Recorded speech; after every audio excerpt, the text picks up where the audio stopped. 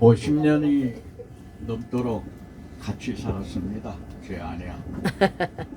그랬는데 어저께 간증을 하면서 들으니까 아직까지 같이 살면서도 그런 얘기를 못 들었었어요. 그런데 어저께 간증하는 소리를 들으니까 오늘입니다. 남편은 오늘인가? 네. 남편은 아내에게 의논도 안 하고 그냥 혼자 그냥 마구잡이로 떠났다. 그 얘기가 굉장히 가슴에 와서 좀 아프게 닿아요. 아, 사실은 그랬구나. 그렇게 된 동기와 그리고 이 하나님의 주권으로 움직이는 이 교회가 세워지기 위해서 만복에서 여러 번 간증도 하고 그랬습니다. 그렇지만 오늘 이 시간을 통해서 다시 한번 꼭 말씀을 드리고 싶어서 제가 준비해 가지고 온 말씀은 다 제껴두고 이번 이 모임 2박 3일 동안의 모임을 통해서 제가 느끼고 그리고 하나님께서 앞으로 이 하나님의 주권으로 움직이는 이 교회를 통해서 어떻게 행하실 것인가 라고 하는 문제에 대해서 같이 의논하는 마음으로 여러분들 옆에 섰습니다. 먼저 얘기를 드리기 전에 왜 나는 그렇게 혼자서 독선적이라고 하면 독선적일까? 아니면 왜 혼자서 그렇게 누구하고 의논하지 아니하고 항상 그렇게 혼자서 달려가야만 했을까라고 하는 생각을 모두어서 얘기를 하시다면 하나님께서 저를 부르시고 내가 하나님 앞에 살기 위해서 내 생명이 육체를 하나님 앞에 살기 위해서 하나님 앞에 드리게 됐던 것은 여러분들에게도 얘기를 했습니다마는 백날 동안 깊은 산속에 들어가 사람을 만나지 말고 하나님께 기도를 하는 것으로 네가 죽을 수밖에 없는 자리에서 내가 너를 살려줄 것이다 라고 하는 약속을 받고 그리고 백날 동안 산에 들어가서 사람을 만나지 않고 기도하게 되었고 99일째 되는 날 하나님의 은혜로 하늘나라에 올라갈 수 있는 참 귀한 은혜를 입었고 그때 하늘나라에 가서 여러 가지 체험을 했고 하나님 살아계시는 것을 제가 느낄 수 있었고 그리고 그 일로 인해서 저는 하나님 앞에 무릎을 꿇을 수밖에 없었습니다. 그때 하나님께서 제게 주신 말씀이 있었습니다. 앞으로 네가 세상에 내려가서 내 일을 하려고 하거들랑 내 일을 할 때에 내가 힘이 들거들랑 이렇게 기도하라 하시면서 예수님께서 제게 가르쳐 주신 기도문이 있었고요.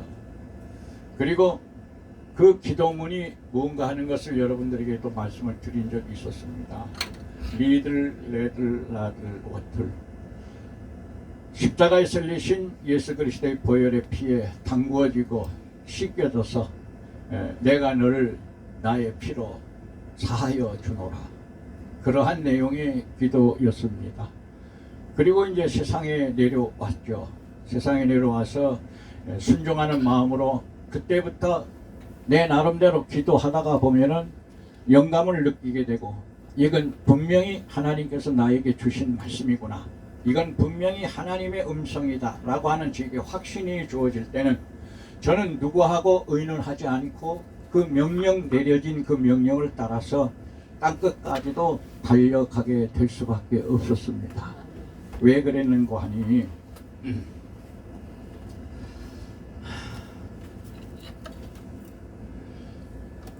제가 내려와서 아내하고 여러분들께서도 어저께 들으셔서 아시겠지만 양평에 기도원을 설립을 하게 될 때 누차 내가 말씀을 많이 드렸겠죠. 외국에 가족을 데리고 나가려고 했는데 외국에 나가지는 못하고 하나님께서 기도원을 하라는 명령이 한탄강 강물 소리로 들렸고 40일 동안 금식기도 끝나고 돌아가시는 김봉기 목사라는 분이 새벽에 저에게 와서 같은 소리로 하나님께서 당신에게 기도원의 사명을 하라 그랬습니다 라고 하는 얘기였습니다. 그때도 내 의지는 외국에 나가서 사는 것이 제 의지였습니다. 왜? 내가 살기 위해서는 한국에서는 내가 할 일도 없고 내 일자리도 없고 나는 외국에 나가야만 살 수 있을 것이다 라는 생각 속에서 가족을 데리고 외국으로 나가려고 했었던 거죠. 그림의 뜻은 내 계획하고는 달랐습니다. 너는 기도원을 하라고 하는 한탄강 물소리를 통해서 저에게 들려주셨고, 그 다음에 목사님을 통해서 저에게 두 재차 말씀을 해 주셨습니다. 그래서 부득불 그 목사님을 놓치면 안 되겠다 하는 생각으로 그 목사님을 따라서 경기도 양평에 있는 기정리라고 하는 곳에 성지 기도원을 세우게 됐었고요. 그리고 여러분들에게도 얘기를 드렸습니다. 만신무당들하고 싸우면서 그 무수한 피 흘림의 역사 속에서 하나님께서 그곳에 기도원을 세우게 하시고, 그 다음에 기도원을 세우고 영권을 장악하고 난 이후에 하나님께서 3년여에 걸쳐서 교회를 지을 수 있도록 여러 가지 어려운 과정 속에서 교회를 짓게 됐었고요. 교회를 다 짓고 헌당식을 해야 되겠는데, 솔로몬은 1000번제로도 하나님 앞에 영광을 드렸는데, 나는 다음은 일주일이라도 금식으로 하나님 앞에 헌당 감사를 드려야 되겠다. 그래서 제가 아내에게 산에 가서 내 기도자리에 가서 일주일 동안 금식하고 내려오겠다. 그리고 산으로 올라갔습니다. 그때 산으로 올라갔는데 3일째 되는 새벽에 하나님의 음성이 병력같이 떨어지는 거예요. 그것은 뭐냐, 천둥과도 같고 땅이 지진과도 같은 소리였었습니다. 그리고 나에게 들려지는 소리는 뭐냐, 내 사명 여기까지다, 내 사명 다 했다, 떠나라 하는 말씀이었습니다.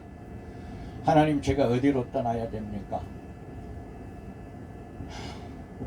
그래, 떠나라 하는 그 음성이 하나님의 음성으로 들렸기 때문에 저는 내려와서 아내에게, 여보, 내가 금식을 일주일 다 하지 못하고 3일 만에 새벽같이 내려와서 당신에게 미안한데 죽 한 그릇 끓여주시오.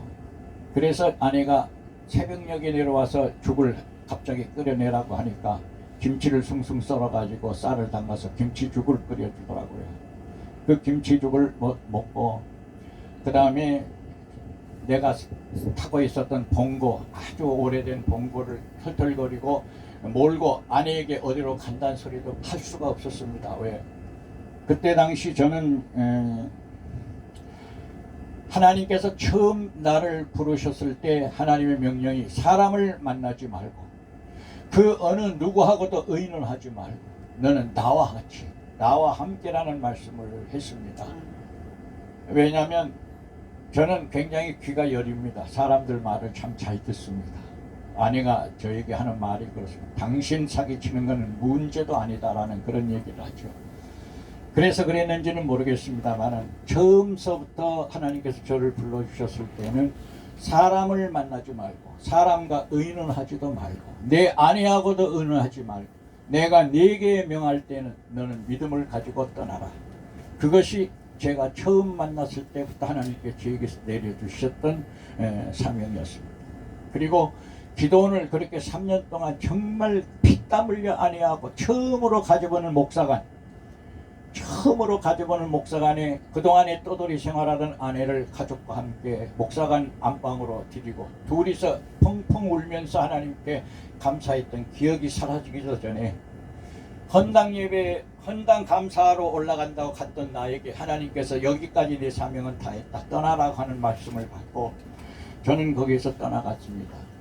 그리고 나서 정처 없이 차를 몰고 어디로 나가는 중에 하나님께서 그때부터 제 발걸음을 분선교에 하나님께서 길을 열어주셔서 분선교를 하다가 러시아를 들어가라. 공산권, 그때는 러시아라는 용어를 쓰지 못했고 소련으로 들어가라. 공산권으로 들어가라. 그래서 저는 공산권에 들어갔습니다. 가진 각국 그때 모스크바에서부터 고생을 하며 하나님의 기적도 체험을 했습니다마는 그렇게 기적과 체험을 하는 가운데 가장 힘들었던 것은 우즈베키스탄 사마르칸트 기독교회를 개척을 하고 그 다음에 하나님의 기적 같은 역사 속에서 부흥을 이루고 난 이후에 시베리로 가라가는 명을 받고 하바로브스크에서 왔다가 하바로브스크에서 제 계획은 아주 굉장히 큰 계획을 가지고 우즈베키스탄 사마르칸트를 떠나왔습니다. 그때에 우즈베키스탄 사마르칸트에서 하나님께서 제게 역사하셔서 김정일 무역 관사로 사용하던 그 고가의 스텝반을 만나서 그 관사를 목사관으로 제공을 받았고 내가 그 관사를 돈으로 따진다면 10만 불도 넘는 아주 정말 좋은 대저택이었습니다. 그런데 그거를 제가 그분에게 10,000불을 주고 $10,000를 달라는 것도 아니었고 너무너무 좋은 것을 받았기 때문에 저도 이 값어치는 안 되지만은 내게 있는 전부다. 그래서 그 사람에게 $10,000을 주고 그 관사를 제가 취득을 했습니다.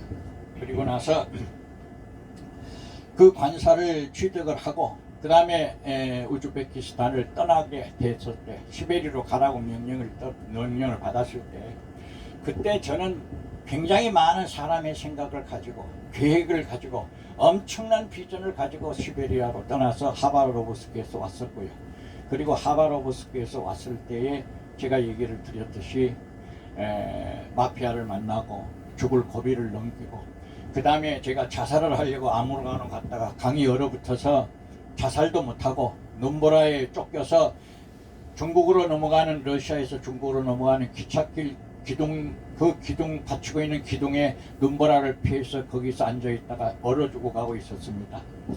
그때 하나님께서 제게 들려주신 음성이 뭐냐, 바로 오늘 읽어드린 이 말씀이었다라는 말씀을 드렸습니다. 거기에서 제게 가장 감명 깊고 크게 내 가슴에 와서 내 가슴을 찢고 나에게 있었던 것은, 내게 흑암 중에 보화와 은밀한 곳에 숨은 재물을 주어서 내 이름을 부르는 자가 나 여호와 이스라엘의 하나님인 줄을 내게 알게 하리라 하는 내용이었습니다.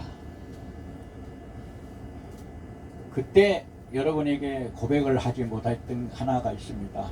그것은 뭐냐면, 내가 이런 간증을 하고, 이 간증이라는 게 상당히 위험한 것 같아요. 간증을 잘하면 그게 덕이 되고 은혜가 되는데요, 나는 분명히 A라고 간증을 했는데 듣는 이들에 따라서 B가 될 수 있고 D가 될 수 있고 Z가 될 수도 있더라고요. 그러니까 어떤 분들은 주관적으로 그 간증을 받아들이는 분이 있고, 어떤 분들은 객관적으로 받아들이는 분이 있습니다. 그래서 이 간증이 굉장히 참 어렵고 중요하고 무서운 거구나, 저는 이제 그렇게 느끼고 체험을 해 왔었어요. 그랬는데 어제 이제 아내의 간증 소리를 들으면서, 내가 왜 그렇게 혼자서 달려가야만 됐었고 혼자서 뛰어가야만 됐었는가, 거기에 대해서 오늘 잠깐 말씀을 드리고 싶었던 생각이 있어서 지금 이 말씀을 드립니다. 저라는 사람이 자존심도 엄청 강하고, 정말 누가, 내 아내가 내 자존심을 조금만 건드려도 저는 하늘이 높다 하고 폭발을 해버리고, 심지어는 나를 낳아준 부모가 내 자존심을 건들면 나는 부모를 죽이고라도 그 자존심을 회복하기를 원할 정도로 자존심이 강한 사람이었습니다. 내 자아가 너무 강한 사람이었습니다.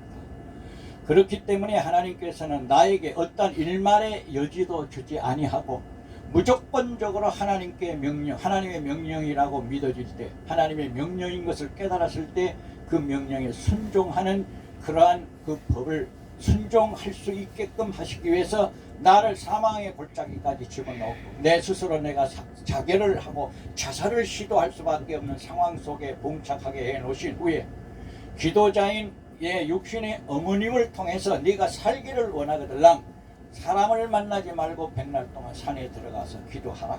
99일을 하고 사람을 만나면 다시 1일부터 다시 시작을 해라. 그래서 정말 각오 중에 산에 들어가서 99일을 마치게 됐고, 그 다음에 하나님께서 주신 응답을 받고 다시 세상으로 내려왔는데, 사람의 습성이라는 게 그렇지 않더라고요. 변화되는 줄 알았는데 세상에 내려와서 조금 내 육신이 편해지고 내 주변의 환경이 조금 부드러워지니까 다시 옛날의 나로 돌아가고 있는 내 자신의 모습을 볼 수가 있었습니다. 그럴 때마다 하나님께서 나에게 정말로 아픈 회초리를 휘두르셨고, 또 그로 인해서 나는 또 다시 깨어지고 다시 또 깨닫고 다시 또 깨어지고, 그러한 과정 속에서 세계 선교가 이제 이루어지게 되었습니다. 이루어지게 되었는데,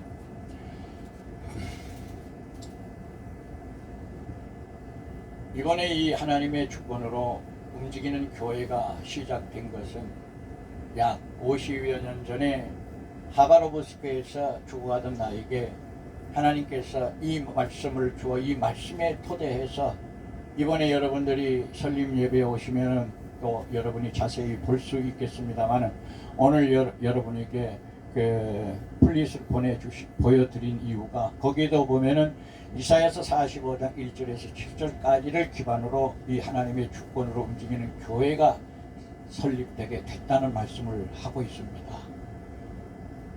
저는 지금 이 시간 여러분들하고 2박 3일 여정으로 통일 전망대를 향해 왔습니다. 제가 여기서 짧은 시간을 통해서 여러분에게 무슨 말로 여러분을 변화시킬까 그런 생각 없습니다. 여러분들은 목사님이십니다. 하나님께 부름받아 기름 부음을 받으신 주의 종들이시죠. 여러분에게는 여러분의 사명이 있고 여러분의 그릇이 있고 여러분이 감당해야 될 정말 무서운 하나님의 명령이 있을 것입니다. 저는 여러분과 함께 이 하나님의 주권으로 움직이는 교회를 함께 행하고 나아가고 싶었던 것은 뭐냐면 하늘나라에 갔을 때 하나님께서 앞으로 너의 될 일을 가르쳐 주셨을 때 분명히 마지막에 성령의 장의차를 타라. 그래서 정말 어떻게 해서 성령의 장의차를 탔는데 거기에 동역자들이 있었습니다.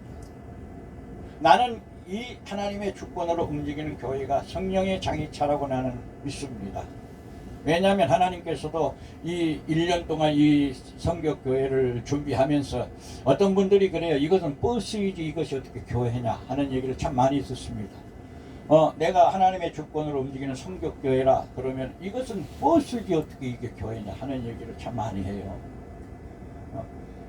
그런데 나는 그분들에게 그렇게 얘기를 합니다. 그러면 교회를 하는 사람이 남의 빌딩을 얻어가지고 세를 내서 교회를 하면 그것도 그럼 빌딩이냐? 그건 교회가 아니냐?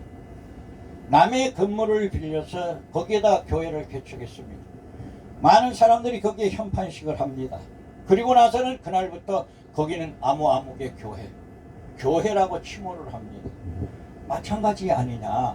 남의 건물을 빌려서 교회를 했다고 해서 그것을 교회라고 하지 않고 빌딩이라고 하지 않겠느냐?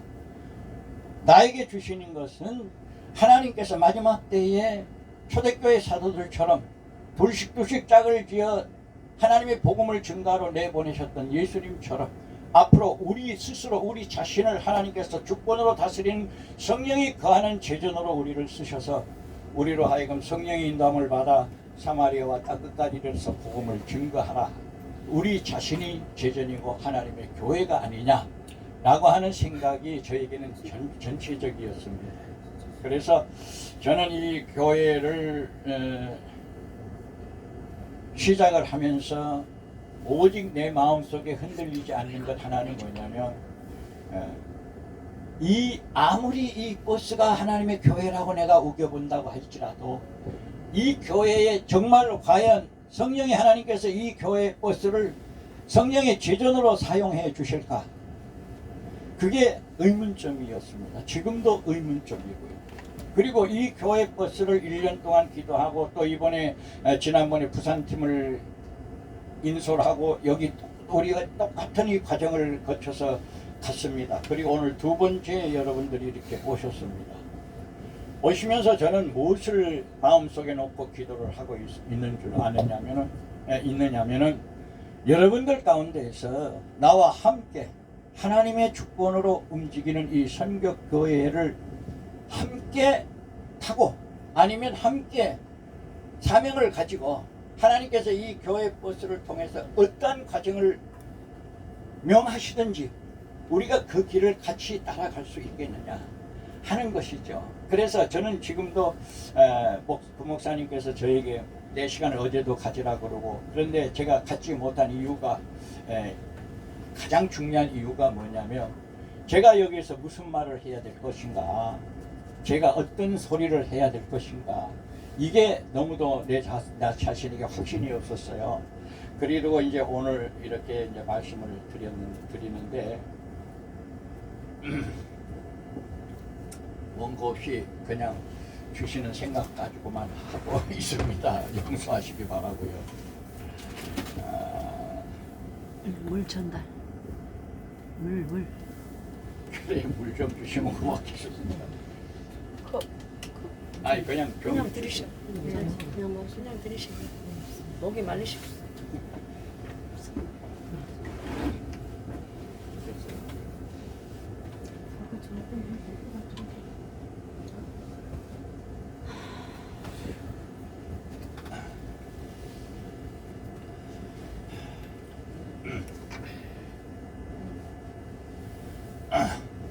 제가 존경하는 두 목사님, 백 목사님과 고 목사님 제가 참 많이 사랑하고 존경합니다.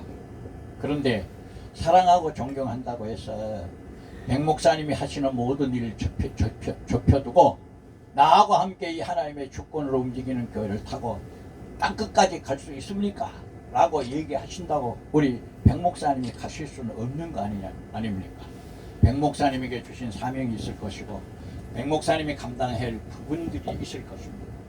우리 구 목사님에게 저하고 같이 하나님의 주권으로 움직이는 이 교회를 함께 타고 하나님의 명령을 따라서 우리가 이 사명을 같이 합시다 한다고 해서 예 그럽시다 하고 당장 따라 나설 수는 없을 것입니다.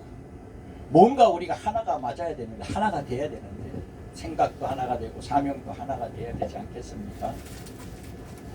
제게 있는 것은 그렇습니다. 저에게 주신 것은 저는 지금 이 주권으로 움직이는 교회를 이룩하고 아무런 지금 계획이 없습니다. 제 머릿속에는 계획을 가질래야 가질 수가 없는 게 뭐냐면 50여 년 동안 제 아내하고 살면서 지금까지 아내하고도 하나님이 어떤 명령을 내리면 절대 전 아내하고 의논하지 않습니다.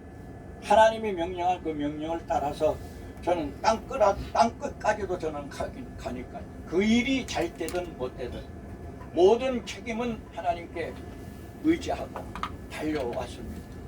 그런데 지금은 어떻습니까? 지금도 이 하나님의 주권으로 움직이는 교회가 어떻게 만들어지고 어떻게 운영이 되어지고 이 안에 뭘 구하는 것, 이불 하나, 벽에 하나를 구하는 것도 아내하고 의논했지 않았습니다. 내게 주어진 기도 중에 생각나는 대로 하나님께서 주시는 대로 생각나면 생각나는 대로 일을 해왔습니다.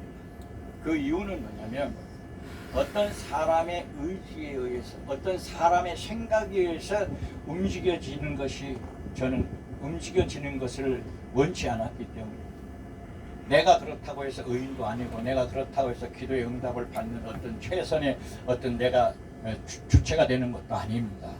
단 하나 하나님께서 나를 지금까지 훈련시키시고 또한 여기까지 올 수 있도록 세계 선교를 통해서 수많은 실패, 수많은 어려움, 죽음도 수없이 봉착하면서 여기까지 달려오면서 나를 빚으신 하나님께서는 분명히 나에게 이렇게 약속하신 거예요.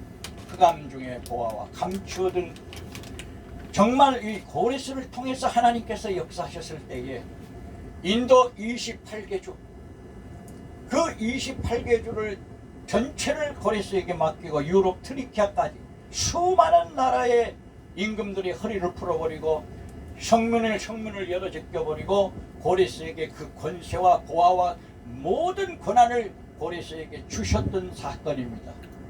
그리고 지금까지 제가 달려오면서 정말 기적들을 체험하게 된 동기 또한 하나님 앞에 약속한 대로 의지하지 아니하고 누구를 의지하거나 사람하고 의논하지 아니하고 하나님께서 주시는 그 길을 따라서 지금까지 외골수적으로 달려왔던 그러한 과정 속에서 이루어졌던 것입니다. 그런데 이 주권으로 움직이는 이 교회만큼은 하나님께서 분명히 뼈마디가 연합하여 지체를 이룰 수 있는 하나님이 선택된 하나님의 주권으로 움직이는 종들이 있다는 겁니다. 그리고 그들과 함께 이 사역을 이루어야 된다는 말씀이었습니다. 그런데 그 주권으로 움직이는 종들을 어떻게 제가 찾을 수 있습니까? 누구다라고 가르쳐 주시면 너무 좋을 텐데 지금까지는 누구다라고 하나님께서 가르쳐 준 적은 없었습니다. 무엇이다라고 하는 어떤 하나의 목표를 정해주면 예를 들어서 만딩고 하나님께서는 나에게 주신 게 만딩고라는 기도입니다.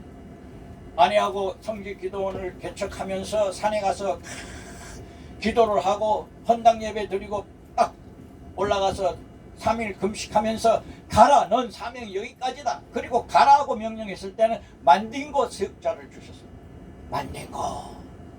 만딩고가 뭡니까? 나라 이름입니까? 아니면 그 부족 이름입니까?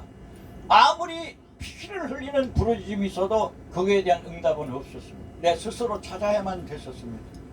그래가지고 많은 사람들을 통해서 이 만능고에 대한 것을 찾기 시작을 했고, 서울대학교 다니는 학생을 통해서 도서관에서 만딩고라는 글씨를 찾아냈다. 그것은 아프리카에 있는 킨타쿤테 조상부족, 식인부족인 조상부족이 만딩고 부족이라는 거예요. 그래서 저는 그때 아프리카를 가기 위해서 이제 하나님이 그 기점으로 군 선교를 열어주셨고, 군 선교를 하면서 21사, 27사 여기 8군단에 와가지고 8군단 군 선교를 하면서 아까 봤던 고성산 십자가 사건이 생겨졌어요. 8군단을 군 선교를 하면서 하나님께서 이쪽으로 기도를 가게 하셨어요. 그리고 이쪽으로 기도하는데 그 고성산을 보여주셔요. 그 고성산에 이제 여러분 언제 한번 가보시게 되면은 이렇게 찻길이 승용차 정도는 들어갈 수 있는 사할이라고 하는 들어가는 마을로 들어가는 소록길이 있습니다. 그 소록길로 이렇게 들어가다 보면은 복숭아 가수원을 하는 그 원장님 이름이 뭐였지? 잘 모르는데 좀 권사. 기도원 했어요. 그 권사님이 거기 계셨습니다. 그런데 제가 여기 고성 쪽에 와서 그 8군단 군 선교를 하면서 하여튼 누구를 통해서 어떤 지인을 통해서 그 권사님을 만나게 됐습니다. 그런데 그 권사님이 자기가 하나님 앞에 기도를 하는데 하나님께서 나에게 사명이 있다 그러시는데 목사님 저희 집에 와서 기도 한번 해 주시길 바랍니다 라고 해서 그 권사님을 따라가서 아까 그 고성산에 그 십자가를 꽂았던 그 산의 저 뒤편으로 돌아가면 사리로 들어가는 마을에 거기에 조그마한 복숭아 과수원을 하는 권사님이 계셨습니다. 그 권사님의 집에 가서 기도를 하는데 하나님께서 거기에서 그렇게 얘기를 해. 내가 이 여종을 통해서 영광을 받겠다. 그리고 이 고성산에 십자가를 세워라. 그 말씀을 해요. 그런데 느닷없이 그 권사님이 그 얘기를 듣지 무슨 십자가를 세우는 겁니까? 그래서 뭐 그 사람은 받아들이지도 않고, 그래서 제가 집사람하고 와서 의논을 했는데 남영정 권사님이라고 그때 3군 사령부 아니죠. 육군본부 참모 차장으로 계시던 3스타 단 장군이 있었습니다. 중장.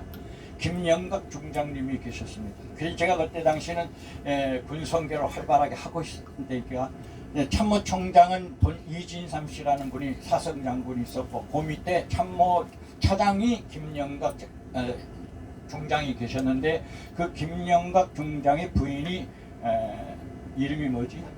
남현정 집사님이라는 분이 그렇게 기도를 열심히 해요.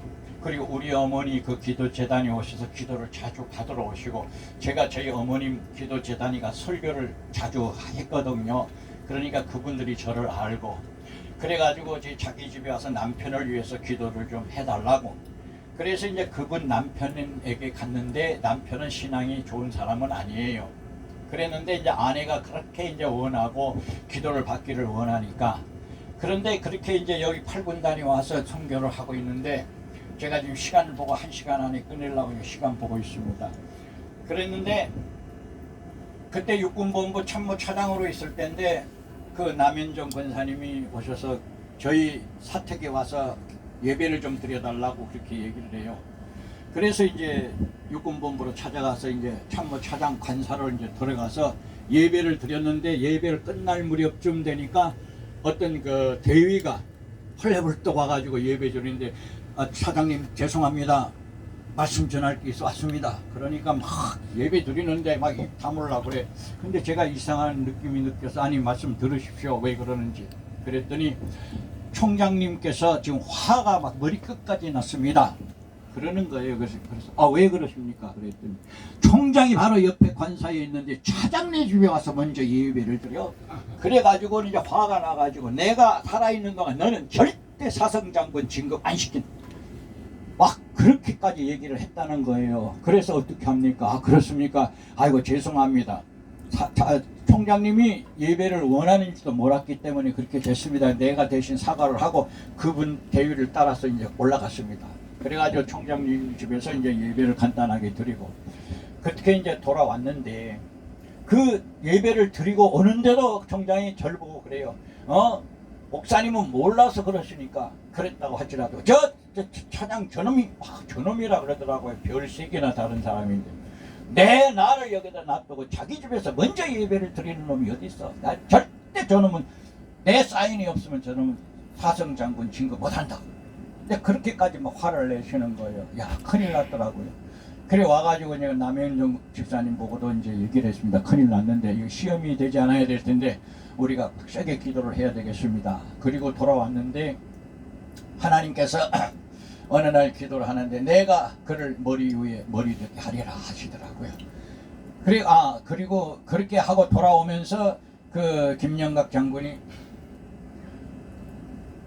부인 집사님이 남편 안수기도 좀 해주고 가라. 그래서 이제 안수기도를 해주는데 방언이 그렇게 나왔군요.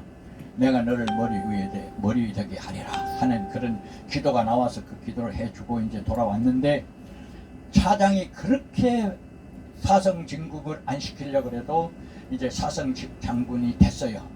그래가지고 이제 2군 사령관 용인에 있는 2군 사령관으로 이제 취임해서 가셨는데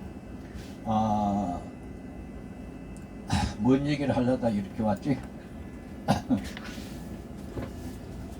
그렇게 하고 있을 때 하나님께서 이제 그 김영애 아닌가? 김영각 아니야, 여기 그 사리 그 우리 고송산 들어가는 그 입구에 차가 버스가 못 들어가니까 내가 거기를 가보지 못했는데요.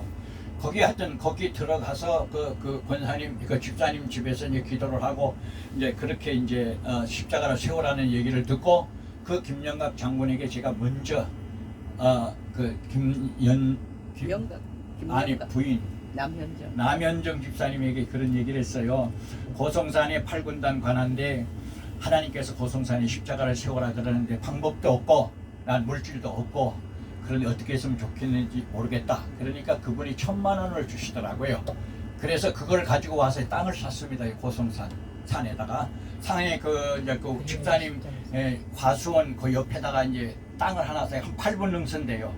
그 이상은 이제 국유림이라 땅을 살 수가 없어서 한 8분 능선에다 1,000만 원을 가지고 이제 땅을 사고 그 다음에 이제 그 약 한 80m 높이의 철탑으로 십자가를 세웠습니다. 통일이라는 이제 글씨를 이제 네온사인으로 넣어가지고 십자가를 세웠는데 세운 지 일주일도 안 돼서 하나님이 강풍을 보내가지고 이 철탑이 그냥 꺾어져 버렸어요. 그래서 이제 소리를 듣고 이제 쫓아와서 보니까 정말 처참하게 일그러져서 십자가가 거꾸러졌더라고요. 그래서 그날 거기서 이제 기도하면서 울부짖고 하나님 앞에 이런 일이 어떻게 있을 수 있습니까? 하고 막 떼거정을 피우고 있는데 하나님께서 그렇게 응답하시는 거예요. 내가 너에게 고성산 봉우리에 십자가를 세우기를 원했지 내가 너에게 8분 능선에다 십자가를 세우기를 원하지 않았다는 그런 영감을 주시는 거예요. 그래서 이제 8분 능선에를 그 집사님을 데리고 그 딸이 하나 있어요. 그 딸을 데리고 서 있어 하여튼 기어 그때는 길이 없어서 아까 본목사님 얘기 들으니까 뭐 길이 나와서 15분이면 올라간다 그랬는데 그 산 뒤쪽 넘어 그쪽에서 올라가면은요 길이 없어요. 막 그리고 자갈이 돌이 막 이렇게 바위들이 깨져가지고 밟으면 조르륵 미끄러져. 하여튼 거기를 이틀 3일 걸려서 거기를 도전해서 이제 봉우리에 올라가니까 군인 벙커가 있어요. 그래서 이제 그 군인 벙커 속에 들어가서 거기서 금식을 하고 그 집사님하고 금식을 하고 이제 기도를 하면서 하나님 여기다가 십자가를 세워야 되는데 군인 벙커이기 때문에 도저히 민간인 출입 금지고 불가능한 상황에 철근 하나 가지고 올라오기도 내 몸 하나 올라오기도 힘든데 그렇게 이제 기도를 하고 나서 이 십자가 탑을 세워야 되겠는데 그 집사님도 그 시골 여자가 무슨 힘이 있습니까? 하나님께서는 이 복숭아 가수원을 헐고 여기다 기도원을 하라 그러십니다. 그래 지금은 거기가 아마 갈릴리 기도원이라고 간판이 붙였을 거예요. 김성애 권사입니다. 그 원장이. 그 갈릴리 기도원 이제 그때는 이름이 없었죠. 이제 여기 기도원을 하라고 하니까 무조건 이 위에 복숭아 밭을 약 한 100평 정도를 도자를 갖다가 부셔라. 뽑아내버리고 이제 교회를 질 터를 먼저 만들어라.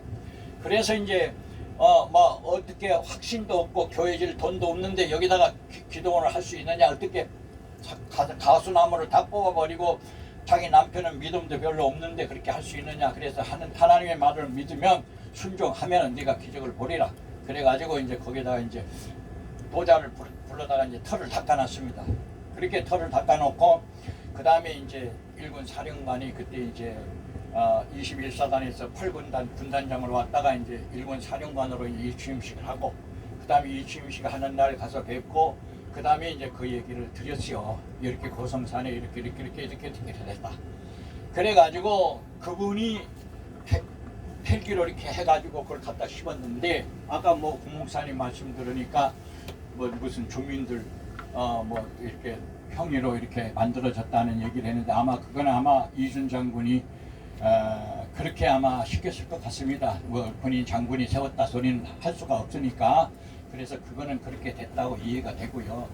그리고 나서 그분이 그게 이제 그 십자가를 세우려는 작업 속에 그때 이제 구상열 목사님을 만날 무렵입니다. 저는 이제 구상열 목사님을 노량진에 무슨 사무실이 있었죠. 아니 노량진 용산 쪽이 그때 제가 갔을 때 용산 무슨 사무실에서 제가 목사님을 그때 만나고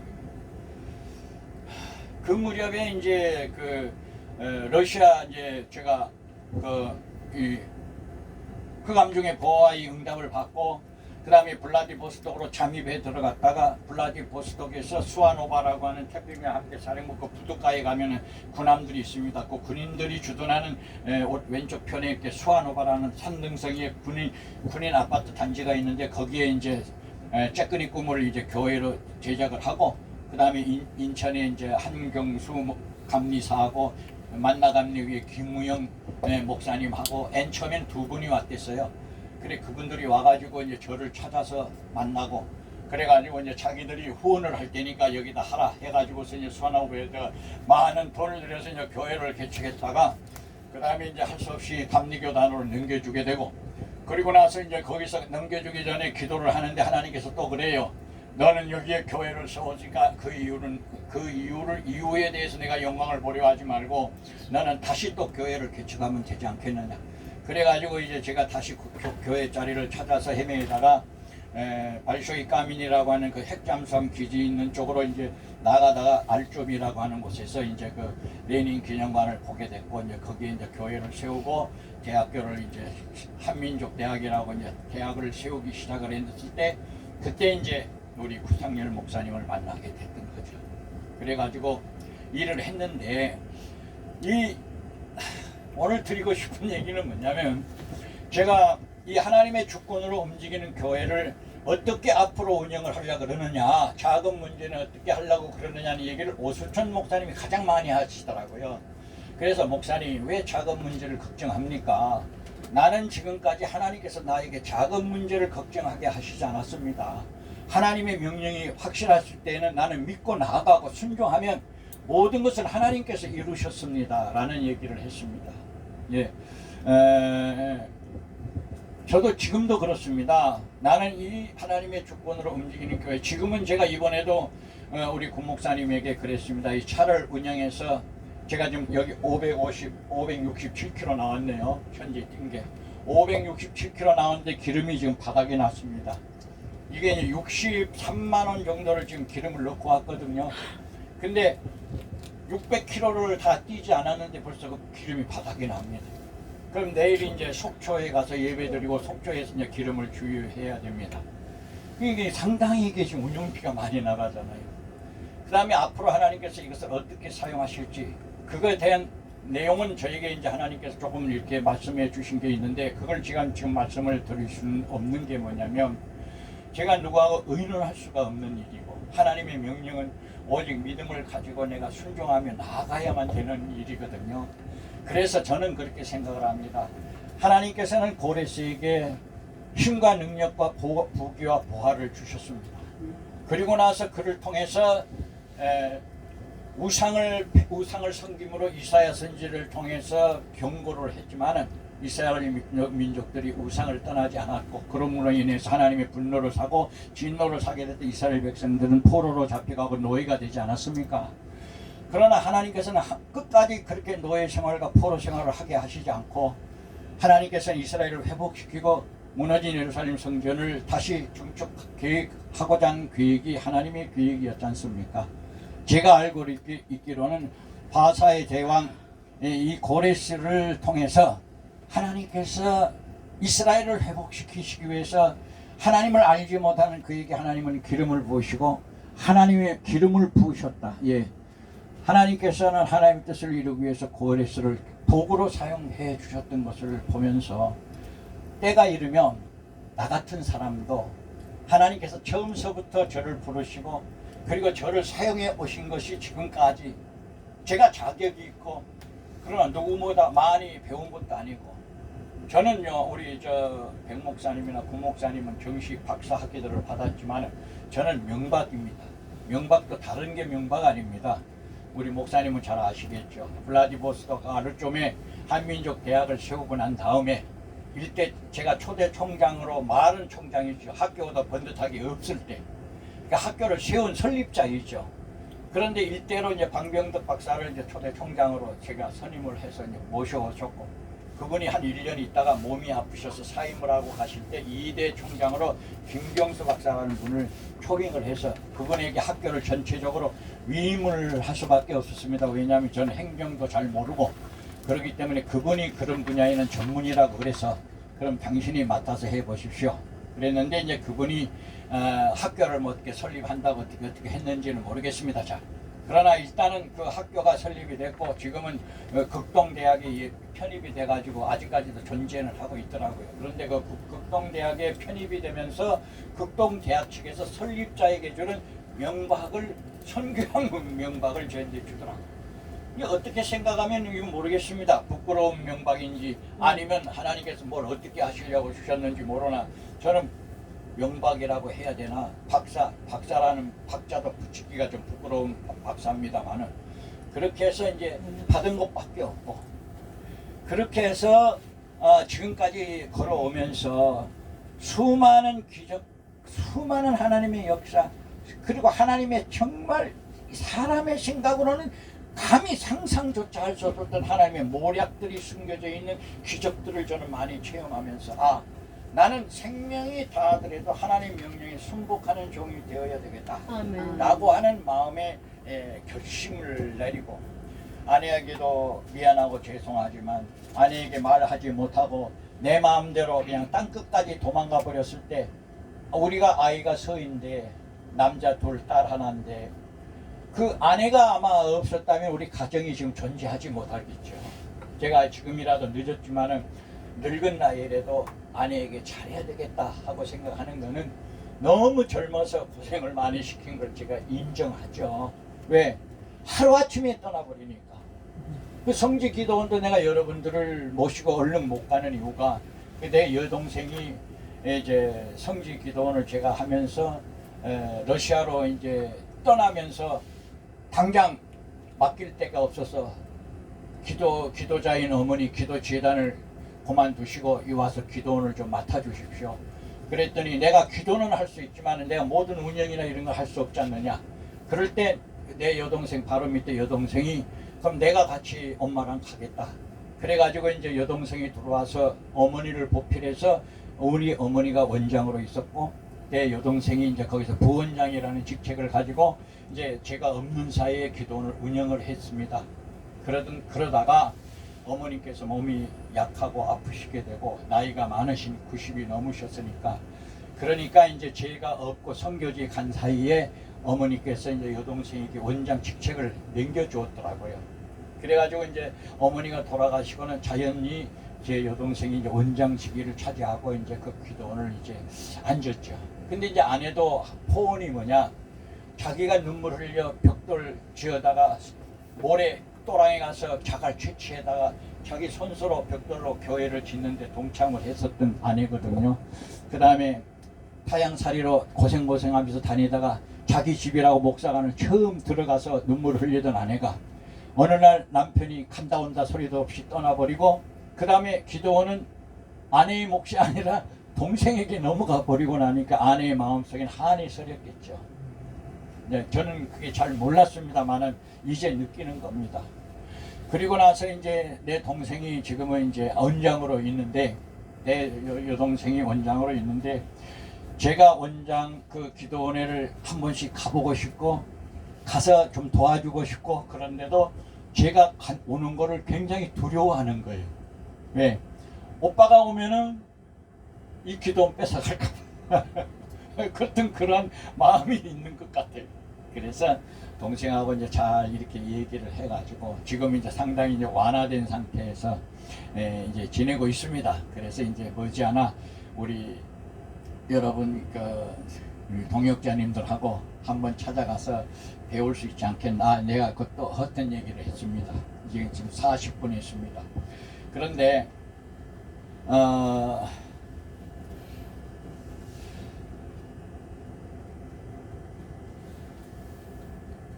이번에 오늘 이제 저녁을 마치고 이 예배를 끝나고 오늘 주무시고 그 다음에 이제 내일 아침을 여기서 잡수시고 그 다음에 이제 뒷정리를 하고 그 다음에 한 여기서 11시쯤 출발하면 되겠죠.